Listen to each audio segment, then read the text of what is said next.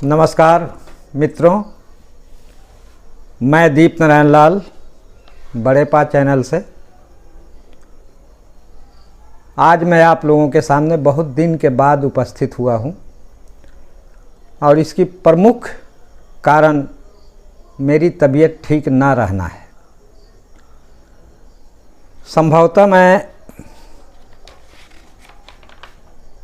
16/5/2021 के बाद आज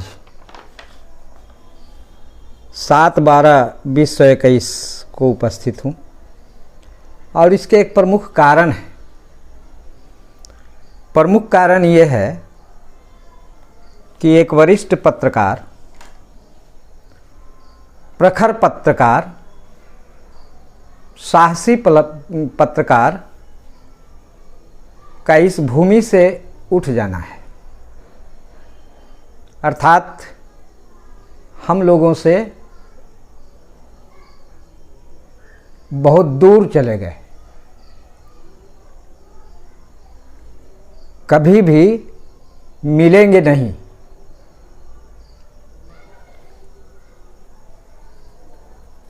हमारा उनसे कोई व्यक्तिगत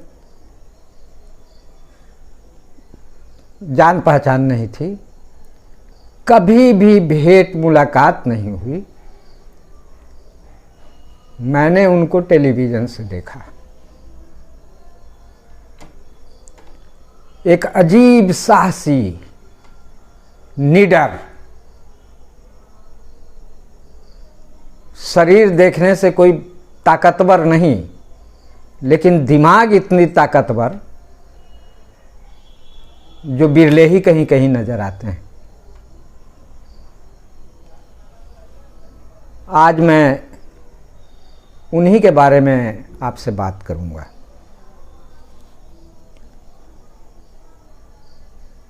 मैं लगभग 2 सालों से लगातार मैं उन्हें देख रहा था, उनको सुन रहा था और उनकी विचारों पर मैं सोचता था, उनकी व्यक्तित्व को के बारे में सोचता था। इतना प्रखर हिंदी, उर्दू, इंग्लिश, पंजाबी भाषाओं के अलावे और क्या क्या जानते होंगे मुझे मालूम नहीं, लेकिन इन भाषाओं का गजीब का जादू उनकी आवाज़ में होती थी।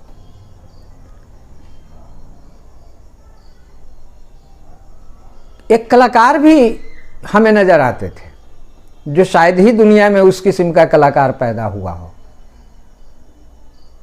बोलने के ही अंदाज में बैठ करके खड़ा मैंने उनको कभी नहीं देखा। हाँ, अभी कुछ तस्वीरें आई है, उसमें खड़ा भी हैं, खाना भी पका रहे हैं, गीत भी गा रहे हैं। ये सब अभी मैंने देखा 2 दिन 4 दिन के अंदर में। मित्रों, ये विनोद दुआ के बारे में मैंने जो 2 शब्द कही, उससे आगे और भी बहुत बातें कहनी है। समय का हमेशा अभाव भी रहता है।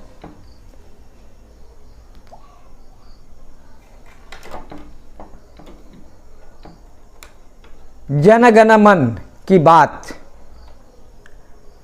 जो अभी कंटिन्यू हो रहा था, चल रहा था, मैं लगातार जन गण मन की बात और उसके अलावे भी जो भी उनका दीवार वगैरह में आती थी, दीवार एक चैनल है, तो मैं उनको देखता था, सुनता था, उस पर सोचता था।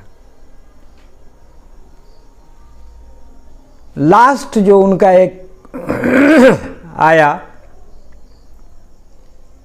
मेरी आदत सी बन गई थी कि पहले मैं टेलीविज़न खोलता था या फिर मोबाइल खोलता था तो मैं उन्होंने आज कुछ कहा है कि नहीं ये ढूंढता था। लेकिन लास्ट मैंने जो उनका सुना और उसके पहले कई महीनों के बाद जो लास्ट आया था तो मुझे लग गई थी कि ये सीवियर बीमारी से ग्रसित हैं या इनके परिवार में किसी किस्म की कोई असाधारण घटना घटी है, जो बाद में क्लियर हो गया कि उनकी पत्नी को कोरोना हो गया था और उस कोरोना में उनकी पत्नी तो इनको छोड़ करके पहले ही चली गई। ये हमें लगता है कि शनिवार को इनका निधन हो गया। मित्रों, एक बात मैं आपको, वो अध्यात्म में ये बातों की ज़्यादा चर्चा होती है कि कोई भी व्यक्ति से कोई व्यक्ति कभी मिला हो अथवा ना मिला हो, लेकिन अगर उसके विचार, उसके स्वभाव, उसकी क्रियाकलाप, उसके आचरण, ये सब अगर किसी व्यक्ति को प्रभावित करता है तो माना गया है कि वो आपका आत्मीय है, वो आपका बहुत ही करीबी है। संभवतः यही बात रही होगी मेरे लिए कि विनोद दुआ मेरे इतना करीब आ गए। विनोद दुआ की शख्सियत पे मैं ज़्यादा नहीं जानता था, लेकिन अभी जो बातें बहुत सारी खुल करके आई, कई लोगों ने इनके बारे में कहा। जैसे रवीश कुमार ने बहुत ही अच्छी अच्छी बातें कही, अभिसार शर्मा ने बहुत अच्छी अच्छी बातें कही, उर्मिलेश ने भी बहुत अच्छी अच्छी बातें कही। कहीं ना कहीं और भी जो जिनको मैं देखता हूँ, मतलब जानता हूँ, उन्होंने कही होगी, लेकिन बहुत कुछ आई नहीं। आरफा खानम शेरवानी, उन्होंने भी बहुत अच्छी अच्छी बातें कही। मैं ढूंढ रहा था कि मैं क्या कहूँ उनके बारे में। तो मित्रों, ये एक थियोरेटिकल, एक प्रायोगिक प्रमाण के आधार पर मैं इन लोगों के, इन श्रद्धांजलि अर्पित करने वालों की जो बातें सुनी, उससे मुझे बहुत कुछ सीखने को मिली, बहुत कुछ बात चली। हमारे मोहल्ले के सटे एक ईसापुर गांव है, वहाँ छोटे छोटे बच्चों के साथ बड़े लोग, शिक्षक वगैरह उनकी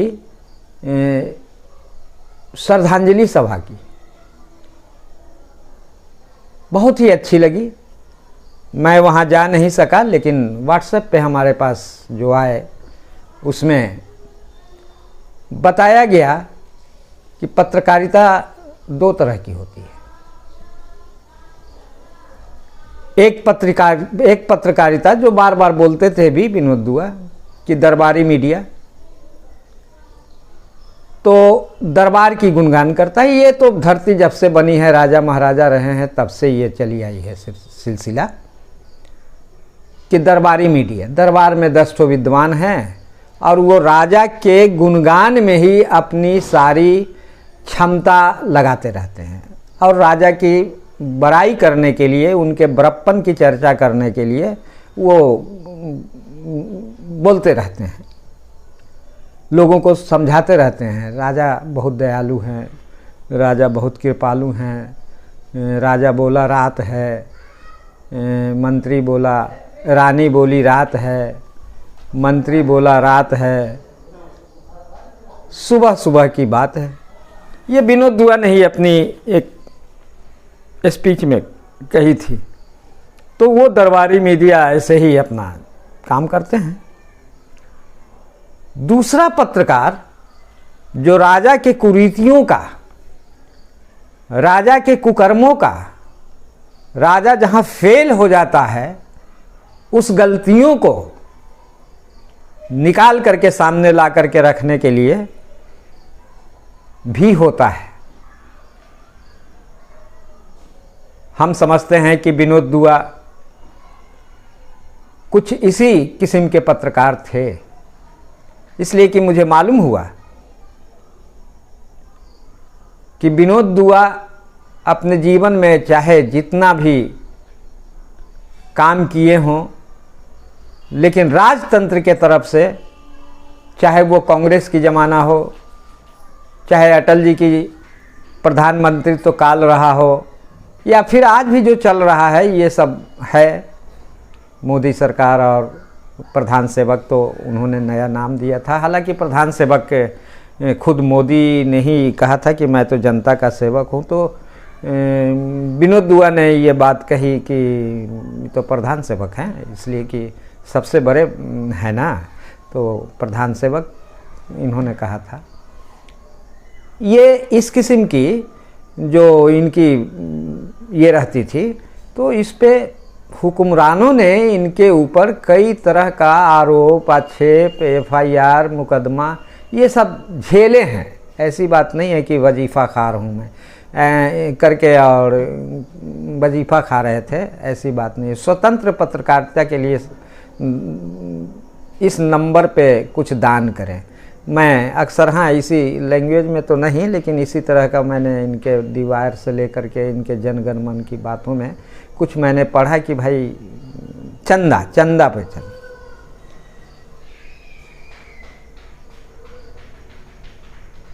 अब मैं थोड़ा सा गंभीर विषय के तरफ जाना चाहता हूँ।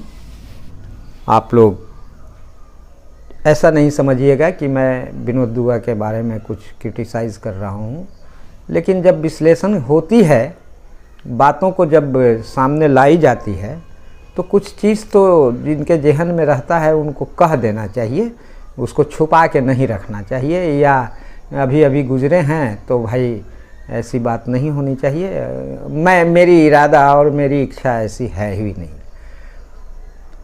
मैं जब देख रहा था रवीश कुमार को, अभिसार शर्मा को, आरफा खानम शेरवानी को, वो उर्मिलेश को, अपूर्वानंद जी को, तो ऐसा लगा कि मैं कुछ ठोस चीज़ समझ पाया हूँ विनोद दुआ के बारे में, जो पहले नहीं समझा था। ये बात ऐसी है कि लोगों ने कहा कि विनोद दुआ एक सेकुलर थॉट के व्यक्तित्व थे। अच्छी बात है, सेकुलर तो होना चाहिए। हम जिस मुल्क में रहते हैं, इस मुल्क में कैसे कैसे लोग रहते हैं, किस किस धर्म के लोग रहते हैं, किस किस जीवन शैली के जीने वाले लोग होते हैं, अगर वो कोई अपराध ना कर रहा हो तो वो हमारा भाई बहन मित्र बंधु है।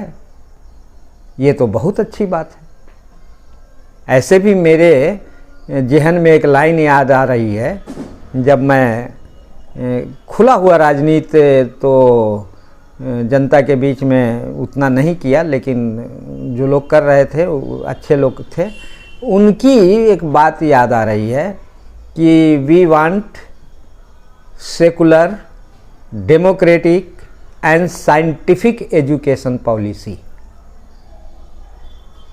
मैं इसको थोड़ा सा बृहद रूप में समझता हूँ कि we want secular, democratic and scientific society. तो अगर हमारे विनोद दुआ यहाँ पर थे, बहुत अच्छी बात थी, बहुत ढंग की बात है। हमारा हिंदुस्तान में जो चीज़ें, जिन चीज़ों पे आज हमला किया जा रहा है, हैमर चलाया जा रहा है, उस चीज़ को कोई लेकर के आगे आता है, आगे बढ़ करके काम करना चाहता है, तो ये अपराध कहाँ है? ये तो एक अच्छी बात है। क्या हमें हिंदू, मुसलमान, सिख, ईसाई, पादरी, जैनिस्ट और भी बौद्धिस्ट जो लोग हिंदुस्तान में हैं, उनसे मोहब्बत नहीं होनी चाहिए? हमें होनी चाहिए। सरकार बना करके अगर आप डेमोक्रेसी पर हमला कर रहे हैं, जनवाद पे हमला कर रहे हैं, तो उस जनवाद पे हमला कर रहे हैं जो संवैधानिक रूप से हमें, डेमोक्रेटिक रूप से हमें जो अधिकार मिले हैं, उस अधिकार को छीन लेना चाहते हैं। संसद आपकी है, बहुमत आपकी है, ताकत आपकी है, तो जो चाहेंगे कर लेंगे। इस पे तो हमला होनी चाहिए।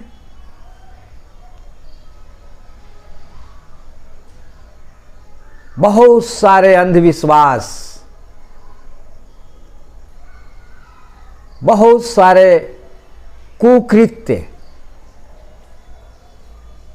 जो अध्यात्म के नाम पे किए जा रहे हैं इस मुल्क में, उसको अगर हम साइंटिफिक स्वरूप में ढाल करके अगर हम अपने मुल्क को बनाना चाहें, हम अपने समाज को बनाना चाहें,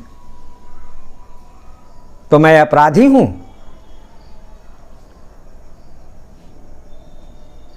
विनोद दुआ को अगर इस तरह से डिफाइन किया जाए तो it is the best characterisation of Vinod Dua. मित्रों, मैंने तो बताया कि पिछले 2 सालों से मैं लगातार उनको सुन रहा था, लगातार उनकी टेलीविज़न और मोबाइल में मैं उनको ढूंढता था। तो हमें तो उनकी शालीनता, उनकी मुस्कान, जैसे लग रहा है कि पूरे ब्रेन में हमारा घूम रहा है कि भाई ये थे विनोद दुआ। कहीं कोई चिल्लाहट नहीं, कहीं कोई तेवर नहीं, कहीं कोई बद इंतजामी नहीं, बड़ी शानदार तरीके से अपनी बात, जो गंभीर से गंभीर बात, कड़ी से कड़ी बात होती थी, रख देते थे।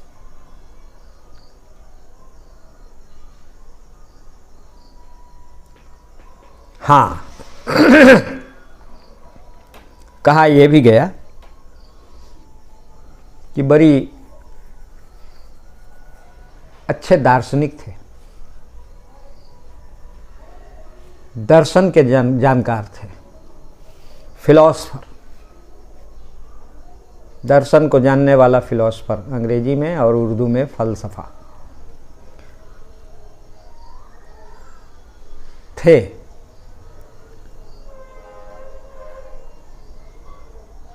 तो थोड़ी सी ये बात लगती है मुझे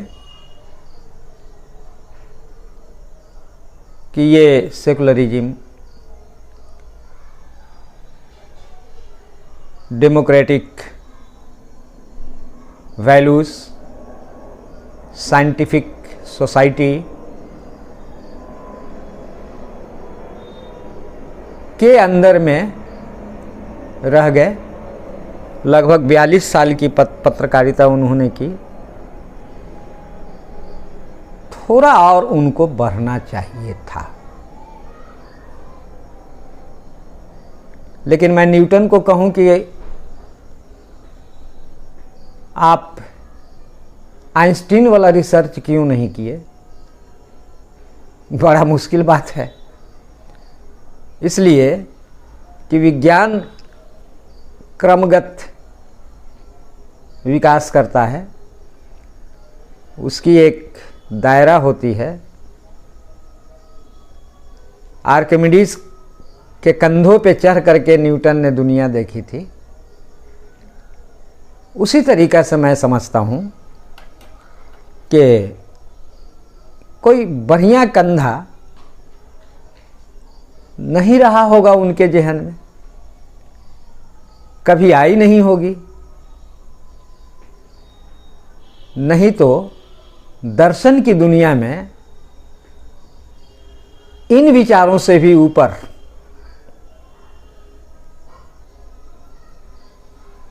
की भी पायदान है, वहाँ पहुँचना चाहिए था। जैसे मैं खुल करके साफ साफ बात कहूँ कि दुनिया में चरमरा करके, भरभरा करके अगर सोशलिस्ट लड़ाइयाँ गिर रही थी, तो इन चीज़ों की भी उनके जहन में कहीं ना कहीं तो बात आती होगी।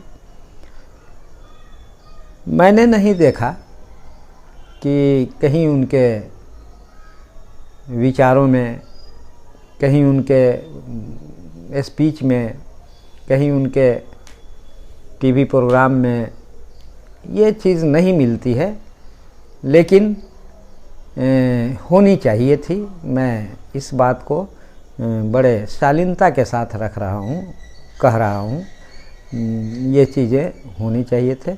लेकिन चलिए, हम विनोद दुआ के कायल हैं, हम विनोद दुआ के अंतिम तौर पे मैं ये देता हूँ कि जहाँ कहीं भी उनकी आत्मा गई हो, जितना उस समझते थे, जहाँ तक उठे, उन चीज़ों को अगर जहाँ कहीं भी गए हैं वहाँ अभाव है तो इन चीज़ों को ही बढ़ाएं, इन चीज़ों को ही बढ़ाएं, इसलिए कि यह बात भी बहुत ही अति आवश्यक है। मैं कामना करता हूं कि विनोद दुआ से पहले उनकी पत्नी चली गई तो वो अपनी पत्नी से भी आत्मसात कर लें। हरिवंश राय बच्चन की 2 लाइन, इस पार तो प्रिय हम हैं, तुम है, मैं है।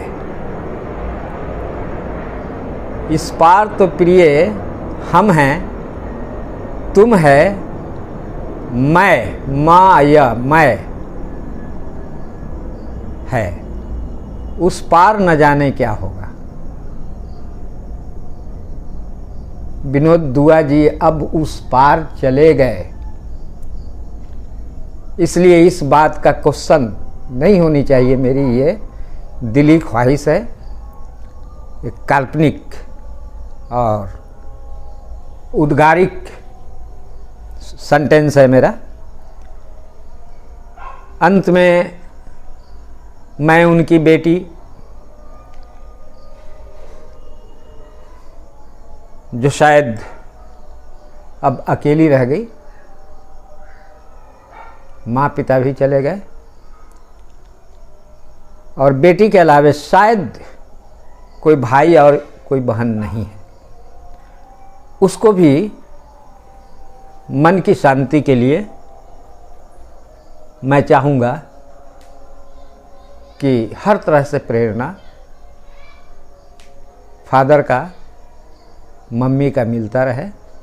इन्हीं शब्दों के साथ मैं आज इस वक्तव्य के बाद अपनी बात समाप्त करता हूँ। नमस्कार।